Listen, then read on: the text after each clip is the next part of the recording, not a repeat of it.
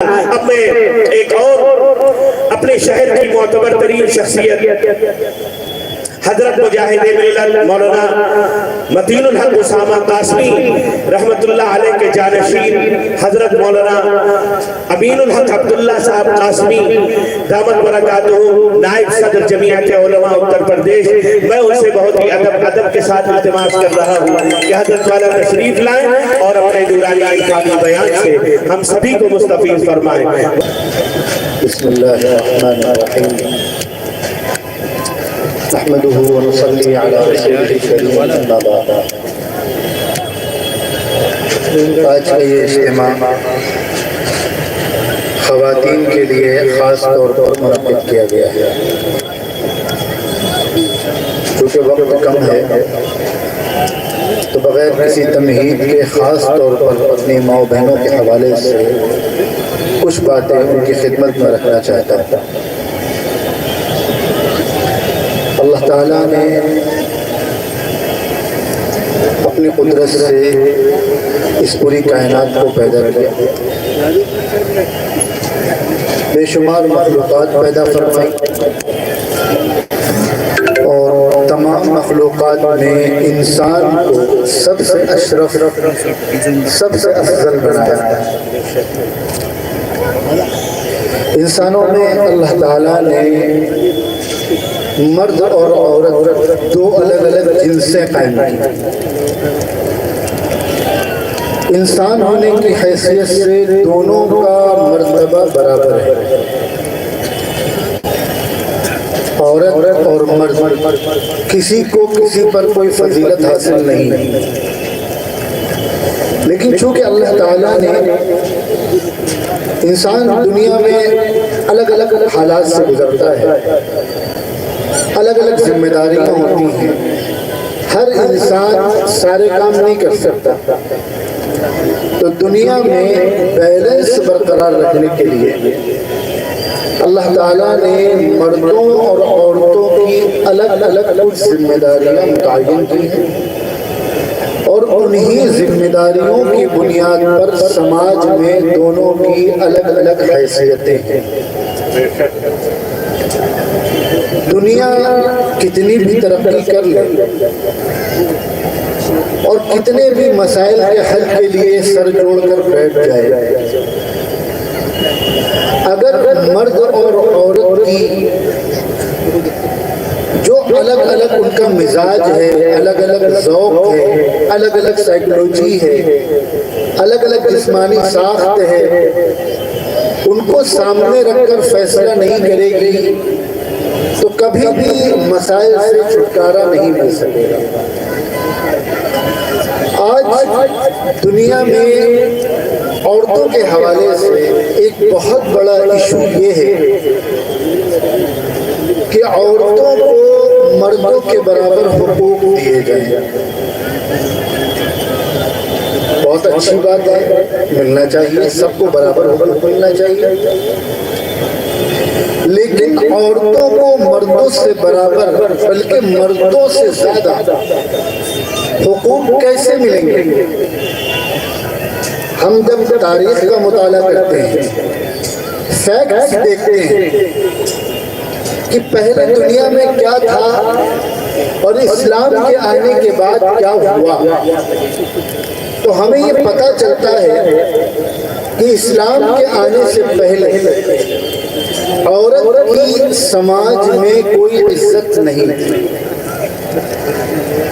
نہ اس کو زندہ رہنے کا حق تھا۔ بارہا آپ نے سنا ہوگا کہ عرب کے انتہائی گندے بدتہذیب معاشرے میں بیٹیوں کو زندہ دفنا دیا جاتا ہے، اور خالی عرب میں نہیں، ہم دنیا کے دیگر ممالک کے بارے میں اگر پڑھیں تو اکثر جگہ عورتوں کے ساتھ اچھا معاملہ نہیں کیا جاتا، انہیں وراثت میں حق نہیں تھا، انہیں اپنی رائے مشورہ دینے کا حق نہیں تھا، سماج میں ان کی کوئی حیثیت نہیں تھی۔ اسلام آیا، اللہ کے نبی صلی اللہ علیہ وسلم نے عورت کو عورت ہونے کی حیثیت سے سماج میں جو حیثیت دی ہے، جو مقام دیا ہے، دنیا اس سے پہلے اس کا تصور نہیں کر سکتی۔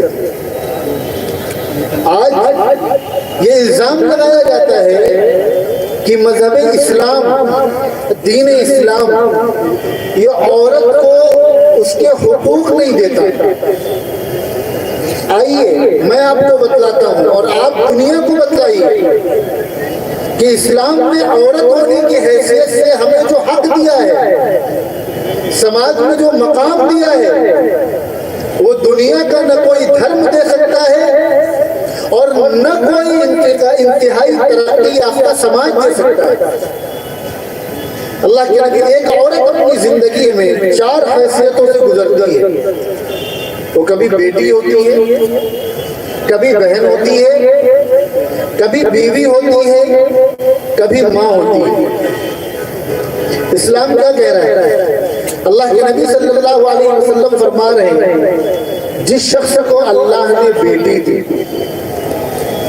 اس نے اس کی اچھی تربیت کی، اچھی تعلیم دی، اچھی جگہ اس کا رشتہ کیا، تو وہ شخص اور میں، کون کہہ رہا ہے؟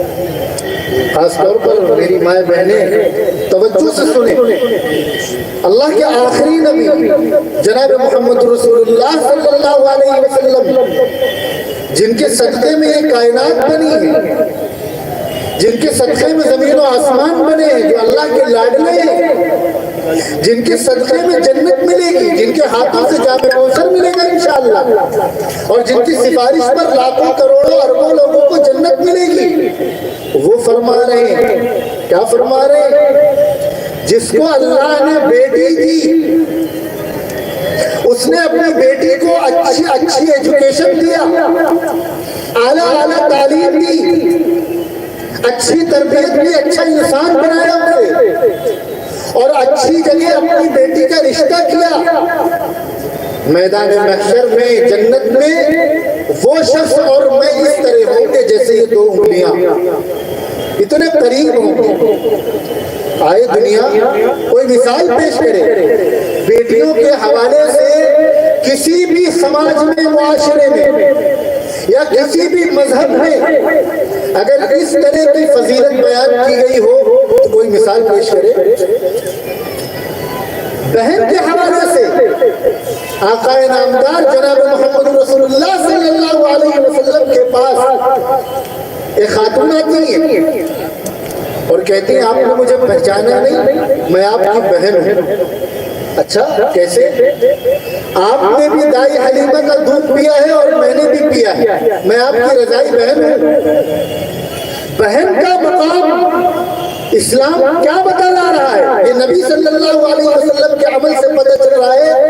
آپ صلی اللہ علیہ وسلم بہن کے احترام میں کھڑے ہو گئے، اپنی چادر بچھائی اور اپنی بہن کو اپنی چادر مبارک پہ بٹھایا اور لوگوں کو بتلایا کہ یہ میری بہن ہے۔ لائے دنیا مثال پیش کرے۔ جو لوگ یہ کہتے ہیں کہ اسلام میں عورت نے حقوق نہیں ادا کیے، اسلام نے عورتوں کو حق نہیں دیا، لائے مثال پیش کرے۔ ایک بیٹی کو، ایک بہن کو شریعت کیا مقام دے رہی ہے؟ اللہ کے نبی صلی اللہ علیہ وسلم اپنی بہن کے لیے اٹھ کر کھڑے ہو رہے ہیں اور اپنی چادر پر ان کو بٹھا رہے ہیں۔ بیوی کے لیے کیا فرمایا اللہ کے نبی صلی اللہ علیہ وسلم نے؟ ہماری مائیں بہنیں بھی سنیں، آپ بھی سنیے اور اپنے گھر میں جا کر بتلائیے، اور جو لوگ پنڈال میں موجود ہیں، جہاں باہر آواز جا رہی ہے وہ سنیں۔ پتنی کے حوالے سے، وائف کے حوالے سے اسلام کیا کہہ رہا ہے؟ اللہ کے نبی صلی اللہ علیہ وسلم فرما رہے ہیں تم میں سب سے بہتر انسان وہ ہے۔ سب سے بہتر یہ نہیں کہا کہ جو بڑے نماز پڑھتا ہو، خوب روزے رکھتا ہو، رات پر مصلی پہ کھڑا رہتا ہو، یہ نہیں کہا۔ کیا فرمایا؟ تم میں سب سے بہتر انسان وہ ہے جو اپنے گھر والوں کے ساتھ اچھا ہو۔ گھر والوں میں کون ہے؟ بیوی، بچے۔ خیرکم لأہلی وانا خیرکم لأہلی، تم میں سب سے بہتر وہ ہے جو اپنے گھر والوں کے لیے اچھا ہو اور میں اپنے گھر والوں کے لیے سب سے اچھا ہوں. اسلام کہہ رہا ہے, کیا دنیا اس کی مثال نہیں پیش کر سکتی؟ اسلام کہہ رہا ہے کہ اگر شوہر مسکرا کر اپنی بیوی کو دیکھے تو اسے صدقے کا ثواب ملے گا. صدقے کا, صدقہ مطلب ہوتا ہے دان کرنا. اور اگر بیوی اپنے شوہر کو مسکرا کر دیکھے تو اسے بھی صدقے کا ثواب ملے گا. اور اسلام کہہ رہا ہے کہ جب میاں بیوی ایک دوسرے کو مسکرا کر دیکھتے ہیں تو اللہ ان دونوں کو مسکرا کر دیکھتے ہیں. دنیا مثال پیش کر پائے گی؟ کوئی اور یہ مقام دے پائے گا بیوی کو؟ آج جو یورپ کا کلچر ہے وہ عورت کے حقوق کی بات کرتا ہے, عورت کی آزادی کی بات کرتا ہے. لائے مثال پیش کرے, بیوی کو تم یہ حقوق دے پاؤ گے؟ اسلام کہہ رہا ہے تم میں سب سے بہتر وہ ہے جو اپنے گھر والوں کے لیے اچھا ہو. اور میاں بیوی جب ایک دوسرے کو مسکرا کر دیکھتے ہیں تو اللہ ان کو مسکرا کر دیکھتے ہیں.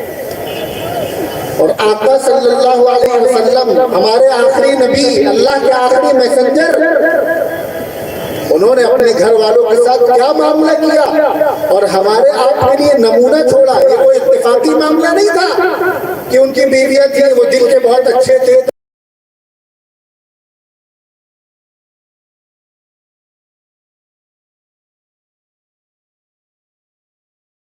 گھر کے کام خود کیا کرتے تھے, گھر میں صفائی کر دیا کرتے تھے, جھاڑو لگا دیا کرتے تھے. کون؟ آقا, آخری نبی, اللہ کے محبوب, کونین کے سردار, نبیوں کے سردار. آج ذرا سا دنیا میں کسی کو کوئی عزت مل جاتی ہے, کوئی عہدہ مل جاتا ہے, اس کے بعد وہ اپنے گھر میں کام کرنے کو توہین سمجھتا ہے. اور آقا نامدار جناب محمد رسول اللہ صلی اللہ علیہ وسلم یہ قیامت تک آنے والے انسانوں کو بتلا رہے ہیں کہ تمہارا اپنے گھر والوں کے ساتھ کیا رویہ ہونا چاہیے. آپ جھاڑو لگا لیا کرتے تھے, جانور کے دودھ خود دھو لیا کرتے تھے, آپ کے جوتا پھٹ جائے تو اپنے ہاتھ سے سی لیا کرتے تھے, اپنی اہلیہ کے گھر کے کاموں میں ہاتھ بٹایا کرتے تھے. یہ دنیا چاند پر پہنچ جائے, عورت کی آزادی کے بڑے بڑے نعرے لگائے, دعوے کرے, لیکن یہ مقام ایک بیٹی کو, ایک بہن کو, ایک بیوی کو دنیا نہیں دے سکتی. ماں کے حوالے سے اسلام کیا کہہ رہا ہے؟ سنو میری ماں بہنوں, آپ بھی سنو, اور جہاں جہاں تک آواز پہنچ رہی ہے وہ بھی سنیں کہ اسلام عورت ہونے کی حیثیت سے ایک ماں کو کیا مقام دے رہا ہے. اللہ تبارک و تعالیٰ نے انسانوں سے کہا دیکھو ہم تمہیں دنیا میں بھیج رہے ہیں, اچھے کام کرو گے تو مرنے کے بعد جنت ملے گی. ایک مسلمان جتنے بھی اچھے کام کرتا ہے وہ کیوں کرتا ہے؟ تاکہ ہمیں جنت مل جائے, اسی لیے کرتا ہے نا. ہم نماز پڑھتے ہیں جنت کے لیے, روزہ رکھتے ہیں جنت کے لیے, آج یہاں جلسے میں آئے جنت کے لیے, بڑوں کی عزت کرتے ہیں جنت کے لیے, چھوٹوں کو شفقت کرتے ہیں جنت کے لیے, غریبوں کی مدد کرتے ہیں جنت کے لیے, سارے کام جنت کے لیے کرتے ہیں. سنو اسلام کیا کہہ رہا ہے؟ اسلام کہہ رہا ہے کہ تم سارے کام جنت کے لیے کرتے ہو اور جنت تمہاری ماں کے قدموں کے نیچے. جنت کہاں ہے؟ جنت ماں کے قدموں کے نیچے ہے. ایک صحابی ہیں, صحابہ کے بارے میں بھی آپ نے سنا مولانا سے کیا مقام ہے صحابہ کا. ایک صحابی ہیں, آقا صلی اللہ علیہ وسلم کی خدمت میں حاضر ہوئے, پوچھا آقا میرے اچھے سلوک کا, اچھے سلوک کا سب سے زیادہ حقدار کون ہے؟ مجھے اچھا برتاؤ کس کے ساتھ کرنا چاہیے سب سے زیادہ؟ آقا نے فرمایا تمہاری ماں کے ساتھ. فرمایا پھر کس کے ساتھ؟ ہم سمجھتے کہ باپ کا نام لیتے. فرمایا پھر تمہاری ماں کے ساتھ. فرمایا پھر کس کے ساتھ؟ فرمایا پھر ماں کے ساتھ. چوتھی مرتبہ میں فرمایا باپ کے ساتھ. دنیا عورت کے حقوق کی بات کرتی ہے, دے پاؤ گے تم یہ حق؟ دے پاؤ گے یہ حق؟ तुम मर्दों के बराबर हक देने की बात करते हो, माँ को इस्लाम मर्द से 3 गुना ज्यादा हक दे रहा है। तुम्हारे तसव्वुर में भी नहीं है माँ को जो मकाम इस्लाम ने दिया है तुम नहीं दे सकते। तुम औरत के हक का नारा तो लगा सकते हो। कुरान हमारा क्या कह रहा है? कुरान क्या कह रहा है? अल्लाह तबारक व तआला अपने बंदों से कह रहा है कुरान के अंदर कि जब माँ बाप बूढ़े हो जाए तो उनको उफ तक मत कहना, उफ तक मत कहना। ये नहीं कह रहा है कि उनका बड़ा आदर करना, उनसे जोर से बात मत करना, उनकी नाफरमानी मत, ये तो कह ही रहा है, लेकिन उफ भी मत कहना। यानी कभी होता है ना कि पेरेंट्स ने, वालिदैन ने कुछ कह दिया, हमें अच्छी नहीं लगी तो हम थोड़ा सा नागवार होकर अपने कहते, इस तरह आदमी कह देते ना, अरे ये तक कहने को इस्लाम ने मना किया है माँ बाप के आगे। और कुरान कह रहा है, इसके बहुत सारे तर्जुमे हो सकते हैं। एक तर्जुमा ये है कि अपने वालिदैन माता पिता के सामने अपने आप को जलील करके रहना। दुनिया की कोई ताकत, कोई समाज, कोई धर्म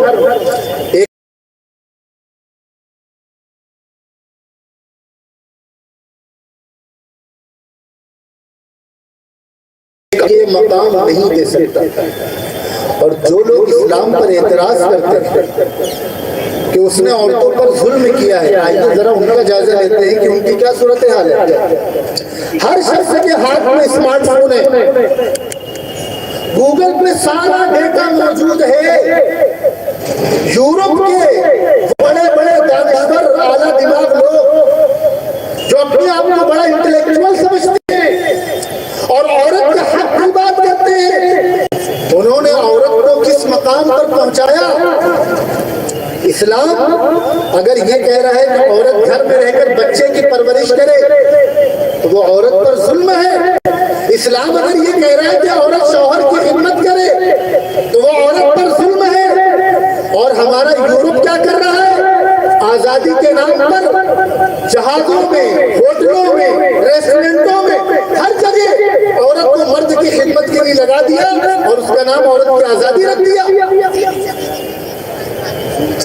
आप देखिए जहाज में, ठीक है, बहुत अच्छी सैलरी होगी, बड़ा बाइज्जत प्रोफेशन दुनिया के नजदीक होगा, लेकिन जहाज में एक औरत क्या कर रही है? खिदमत ही तो कर रही है मर्द की। उसको पानी लाकर पिला रही है, उसको खाना दे रही है, उसको नाश्ता दे रही है, उसके एक बेल बजाने में दौड़ी दौड़ी चली आ रही है। सर, ये औरत की आजादी। होटलों में दरवाजा खोलने के लिए, मुस्कुरा कर मर्दों को वेलकम करने के लिए औरतों को रख रखा है, ये औरत की आजादी है। आज एक ऐड बगैर औरत के मुकम्मल नहीं होता। क्यों? औरत से मोहब्बत है, औरत की आजादी है। आजादी के नाम पर हमारी औरतों को, और इसका ताल्लुक खाली मुसलमानों से नहीं है, मैं सबसे कह रहा हूँ, चाहे मुसलमान हो चाहे दूसरे धर्म की औरतें हो, जरा ठंडे दिमाग से सोचे आजादी के नाम पर हमें कहां पहुंचा दिया गया। हमारी आजादी तो ये थी, हमारी आजादी तो ये थी कि हमें बेटी होने की हैसियत से वो इज्जत मिलती जो इस्लाम ने हमें दिया। हमारी आजादी तो वो थी कि बहन होने की हैसियत से हमें वो इज्जत मिलती जो इस्लाम हमें दे रहा है। आज भी हमारा भारत का जो समाज है उसमें जो बहन को इज्जत है वो आपको यूरोप और अमेरिका की कंट्रीज में नहीं मिलेगी।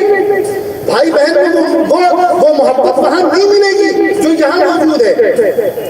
यहाँ अपनी बीवी का सम्मान, बीवी की इज्जत जो यहाँ के लोग करेंगे वहां आपको नजर नहीं आएगी। यहाँ एक मर्द कमाता है, पसीना बहाता है, धूप जाड़ा सब कुछ बर्दाश्त करता है, काहे के लिए? ताकि हमारी बीवी सुखी रहे, हमारी बीवी खुश रहे। और वहाँ जो औरत की आजादी की बात करते हैं, शौहर भी कमा रहा है, औरत भी कमा रही है, बच्चे अलग हैं, बच्चों को घर में पालने के लिए एक गाय रख ली और उसका पता नहीं क्या नाम रख दिया, मेरे जहन में नाम नहीं है, केयर टेकर बच्चों की। और उसके बाद जब बच्चे बड़े होकर वालिदैन से बगावत करते हैं तो वही वालिदैन जिंदगी भर रोते हैं। آپ مجھے بتائیے عورت کی آزادی اس میں ہے کہ اس کی اولاد کو کوئی غیر عورت پالے اور وہ عورت باہر جا کر فیکٹریز میں کام کرے، یا عورت کی آزادی اس میں ہے کہ وہ اپنے بچے کو خود پالے، اسے ماں کی ممتا دے، اسے اپنے سینے سے لگائے، اس کی اچھی تربیت کرے، اسے اچھا انسان بنائے، اچھا معاشرہ بنائے۔ آج ہمارے دیش کو، ہمارے شہر کو اچھے نوجوانوں کی ضرورت ہے، اور اچھے نوجوان یہ نہ کوئی اسکول پیدا کر سکتا ہے، نہ کوئی مدرسہ پیدا کر سکتا ہے۔ اچھے نوجوان کہیں سے نکل سکتے ہیں تو وہ ماں کی گود سے نکلیں گے۔ ہمارے دیش کو اچھے ناگرکوں کی ضرورت ہے۔ اچھا ناگرک ایک عورت بناتی ہے، ایک ماں بناتی ہے۔ ہمیں ایک اچھے مسلمان کی ضرورت ہے۔ اچھا مسلمان نہ کوئی اسکول بنا سکتا ہے، نہ مدرسے بنا سکتے ہیں، نہ یہ جلسے بنا سکتے ہیں۔ صحیح معنوں میں اچھا مسلمان ایک ماں بنا سکتی ہے، ایک عورت بنا سکتی ہے۔ اور ہمارے یورپ کا کلچر جس کی مثال دی جاتی ہے، جو عورت کی آزادی کی بات کرتا ہے، وہاں کیا ہو رہا ہے؟ شوہر الگ کما رہے ہیں، بیوی الگ کما رہی ہے، بچے کو پالنے کے لیے ایک عورت رکھ دی، بچوں کو بھی اپنے پیرنٹس کے ساتھ وہ ایموشنل اٹیچمنٹ نہیں رہتا۔ ظاہر سی بات ہے، جب بچپن سے کسی دوسری عورت نے ان کو پالا ہے تو والدین کے ساتھ وہ اٹیچمنٹ رہے گا ہی نہیں، وہ کنیکشن ہی نہیں رہے گا۔ پھر بڑے ہو کر کیا ہوتا ہے؟ روزانہ اخبار میں آتا رہتا ہے کہ بچے نے اولاد 18 سال سے اوپر کی ہو گئی، اب وہ اپنے پیرنٹس سے کہہ رہی بس اب ہم قانونی طور پہ بالغ ہو چکے ہیں، اب آپ کو کوئی اختیار نہیں کہ آپ ہمارے اوپر اپنا زور چلائیں۔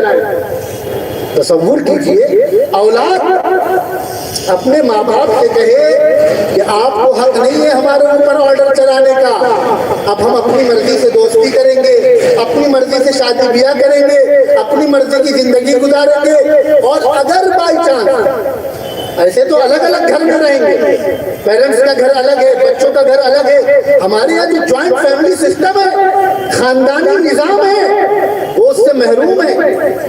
اس فیملی سسٹم کی خوشیاں ان کے پاس نہیں ہے، اور بائی چانس اگر ساتھ میں رہ بھی رہے ہیں تو والدین بوڑھے ہو گئے تو ایسا ہے کہ اب آپ نے اپنی زندگی انجوائے کر لی، اب ہمیں انجوائے کرنے دیجئے، آپ کے لیے اولڈ ایج ہاؤس بنا ہوا ہے، آپ کو وہاں چھوڑ آتے ہیں، اب باقی آپ اپنی زندگی مرتے دم تک دوسروں کے رحم و کرم کو گزاریے، ہماری عیش و عشرت کی زندگی میں انٹرفیئر نہ کیجیے۔ یہی ہوتا ہے کہ یہ اولڈ ایج ہاؤس کیا ہے؟ اللہ حفاظت فرمائے، اللہ کا لاکھ لاکھ شکر ہے کہ اللہ نے ہمیں مسلمان بنایا اور ہمیں ایسے معاشرے میں پیدا کیا ہے جہاں ماں کا مقام، اسلام یہ کہہ رہا ہے کہ ماں کے قدموں کے نیچے جنت رکھ، ماں کے سامنے اف تک کرنے کو منع کیا جا رہا ہے۔ ایک شخص ہے کئی ہزار کلومیٹر کا سفر کر کے اپنی ماں کو اپنے کندھے پہ بٹھا کے بیت اللہ آیا مکے حج کرنے کے لیے، اور اپنے کندھے پہ بیٹھا کے اپنی ماں کو اس نے حج کیا، اور اس کے بعد ایک صحابی سے یا کسی بزرگ سے پوچھا کہ میں اتنے کلومیٹر سے اپنی ماں کو کندھے پہ بٹھا کر آیا ہوں اور میں نے ان کو کندھے پہ بٹھا کر حج کرایا ہے، کیا میں نے اپنی ماں کا حق ادا کر دیا؟ تو انہوں نے فرمایا تم کو تمہاری بھوک مٹانے کے لیے، تمہاری طبیعت خرابی میں تمہیں چین سے سلانے کے لیے تمہاری ماں جو رات رات پر جاگی، تم اس ایک رات کا بھی حق نہیں ادا کر سکے، پوری زندگی کا چھوڑو۔ یہ مقام ہے ماں کا، اور وہاں جس کلچر کو لے کر ہماری لڑکیاں پاگل ہوئے جا رہی ہیں، فیشن کے پیچھے، یورپین کلچر کے پیچھے، ان کی ہیروئنوں کو دیکھ دیکھ کر دماغ خراب ہو رہے کہ ہمیں بھی ان کی طرح بننا ہے۔ ذرا دیکھ تو لیجئے کہ ان کے یہاں ہو کیا رہا ہے۔ آپ کو ٹی وی کے اسکرین پر جو نظر آ رہا ہے وہ صرف اوپر کی چیزیں ہیں، ذرا اندر جا کر دیکھیے ان کے دل کتنے دکھے ہوئے ہیں۔ انہیں نہ بھائی بہن کا سکھ مل رہا ہے، نہ میاں بیوی میں وہ محبت باقی ہے، نہ اولاد اور والدین میں وہ محبت باقی ہے جو محبت ہمیں آپ کو ملی ہوئی ہے۔ ان کے تو اولڈ ایج ہاؤس بنا دیا، والدین بوڑھے ہو گئے۔ میں نے اپنی آنکھوں سے اس کلچر کو تو چھوڑ دیجیے، جن لوگوں نے اس کلچر کو فالو کیا، اس گھر میں مسلمان گھرانے کی بات کر رہا ہوں، اپنی آنکھوں سے والدین کو روتے ہوئے دیکھا ہے، اولاد نے، بہو نے اور بیٹے نے ان کو پاتھ پہ چھوڑ دیا. ضد کر رہے تھے کہ ہمیں آپ کو اولڈ ایج ہاؤس میں رکھنا ہے, وہ جانے کو تیار نہیں تھے, تو ماں باپ کو فٹ پاتھ پہ بیٹھا دیا کہ آپ اپنی مزے کی زندگی عیش عشرت کی گزار چکے, اب آپ ہمیں پریشان نہ کیجیے, ہمیں انجوائے کرنے دیجیے, اب آپ کو ہمارے ساتھ رہنے کی ضرورت نہیں ہے. یہ ہے وہ معاشرہ. اور وہاں جو عورت کی عزت ہے بھی وہ تب تک ہے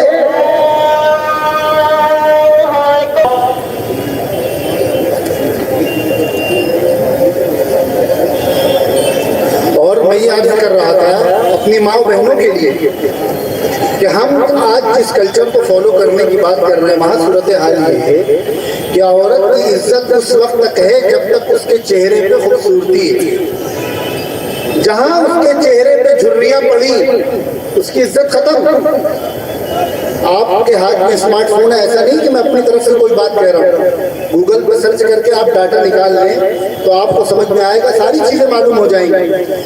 سینکڑوں عورتیں ہر سال سوسائڈ کرتی ہیں اس وجہ سے کہ جب تک ان کے چہرے پہ تازگی تھی, خوبصورتی تھی, تب تک دنیا ان کو پوچھتی تھی. ان کے گھر پہ بھی ان کی عزت تھی, سماج میں بھی ان کی عزت تھی. جہاں ان کی عمر ڈھلی, جہاں ان کے چہرے سے رونق ختم ہوئی, لوگوں نے ان سے بات کرنا بند کر دیا. جتنی ان کی زندگی میں ان کو ترقیاں ملی تھی, چمک دمک تھی, سب ختم ہو گئی. دنیا عورت کی آزادی نہیں چاہتی. دنیا عورت کی آزادی کے نام پر عورت تک پہنچنے کی آزادی چاہتی ہے. شریعت اسلامیہ نے, اسلام نے ایک عورت کو جو عزت دی ہے, جو مقام دیا ہے, دنیا کی کوئی طاقت, کوئی سماج, کوئی معاشرہ عورت کو وہ سمان نہیں دے سکتا. اور اسی حوالے سے عورت مرد کی برابری کی بات ہوتی ہے. گھر میں رہنا یہ عورت کے ساتھ ظلم نہیں ہے. اللہ تعالیٰ نے, اوپر والے نے, انسان کو بنانے والے نے انسان کو ایسا بنایا ہے, عورتوں کو ایسا بنایا ہے کہ ان کی جو جسمانی ساخت ہے, ان کے مزاج میں نزاکت ہوتی ہے, ان پر باہر کا بوجھ نہیں ڈالا. اسلام سمجھ لیجئے, اسلام نے پوری زندگی عورت پر کمائی کا بوجھ نہیں ڈالا ہے. اسلام کہہ رہا ہے عورت اگر بیٹی ہے تو باپ اس کی ذمہ داری ادا کرے, بہن ہے تو بھائی ادا کرے, بیوی ہے تو شوہر اس کو لا کر اس کا خرچ اٹھائے, اور ماں ہے تو بیٹا اس کا خرچ اٹھائے. عورت کو اپنا خرچ اٹھانے کی ضرورت نہیں ہے. باہر کمانے کی ذمہ داری, پسینہ بہانے کی ذمہ داری مرد کے اوپر ڈالیے, گھر کے اوپر عورت کے اوپر یہ ذمہ داری ڈالیے. تم گھر پہ رہو, گھر چلاؤ, گھر کو اچھا بناؤ. اور مردوں سے بڑی ذمہ داری عورت پہ ڈالیے. ایک انسان کو اچھا انسان بنانا, اس سے بڑی دنیا میں کوئی ذمہ داری نہیں ہو سکتی. اسلام عورت کو کمزور نہیں سمجھتا ہے. یہ غلط فہمی اپنے دلوں سے نکال دی کہ عورت کمزور ہے. عورت 10 مرد مل کر بھی عورت کی ہمت کا مقابلہ نہیں کر سکتے. عورت اپنی زندگی میں جن جن پریشانیوں سے گزرتی ہے, ہمارے اوپر آپ کے اوپر پڑ جائے, اگلے دن سے بستر بدل دیں گے. ایک زندہ جان کو 9 مہینے اپنے پیٹ پہ رکھنا یہ کوئی ہنسی کھیل نہیں ہے. یہ عورت کا ہی جگرا ہے, یہ عورت کی ہی ہمت ہے کہ وہ ہنسی خوشی کر لیتی ہے. عورت کمزور نہیں ہے. اسلام عورت کو مضبوط سمجھتا ہے, اسی لیے اس نے عورت پر سب سے بڑی ذمہ داری ڈالی ہے, مردوں سے بڑی, کہ تمہاری ذمہ داری ہے انسان کو اچھا انسان بنانا, سماج کو اچھا سماج بنانا, دیش کو اچھا دیش بنانا, شہر کو اچھا شہر بنانا. اور دیش اچھا کیسے بنے گا جب دیش واسی اچھے ہوں گے. شہر اچھا کیسے بنے گا جب شہر واسی اچھے ہوں گے.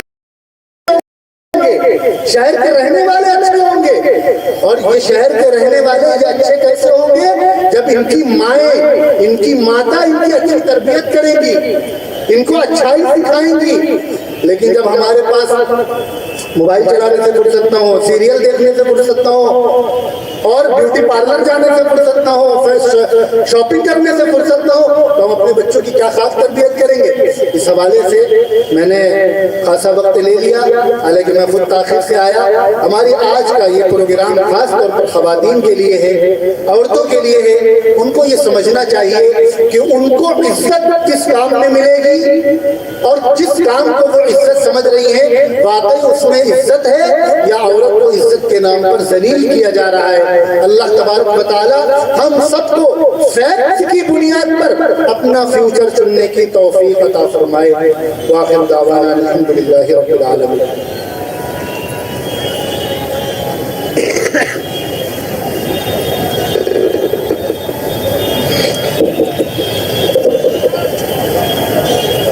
بہت سے لوگوں نے دعاؤں کے لیے کہا ہے، آپ کا یہ جو پروگرام ہو رہا ہے جہاں آپ کو یہ قیمتی باتیں سننے کو مل رہی ہیں، یہ دسیوں سالوں سے اسی جگہ پر یہ تاریخی پروگرام ہوتے چلے آ رہے ہیں۔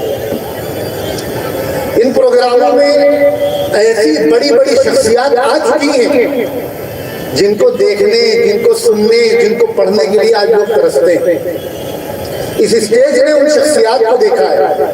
یہ بڑا مبارک اور بڑا تاریخی اسٹیج ہے، اور اس شہر کا بڑا تاریخی یہ 2 روزہ پروگرام ہے، اور آبرو شہر ہم سب کے بڑے مربی شیخ حضرت الاستاد حضرت مفتی منظور احمد صاحب مظاہری، اللہ ان کی قبر پر کروڑوں رحمتیں نازل فرمائے۔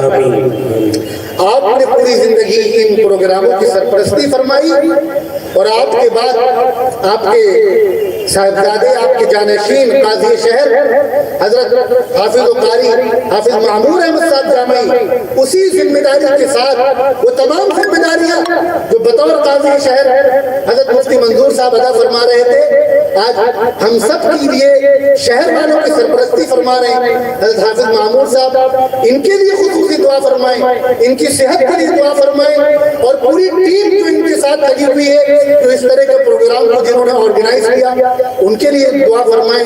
انجمن فروغ سنت کے ہر کارکن کے لیے، ہر ذمہ دار کے لیے دعا فرمائیں کہ اللہ تعالیٰ ان کو جزائے خیر عطا فرمائے، ان کو ہمت عطا فرمائے، اور اسی طرح ہر سال یہ پروگرام ہوتے رہے اور ہم آ کر یہاں دین کی باتیں سنتے رہے۔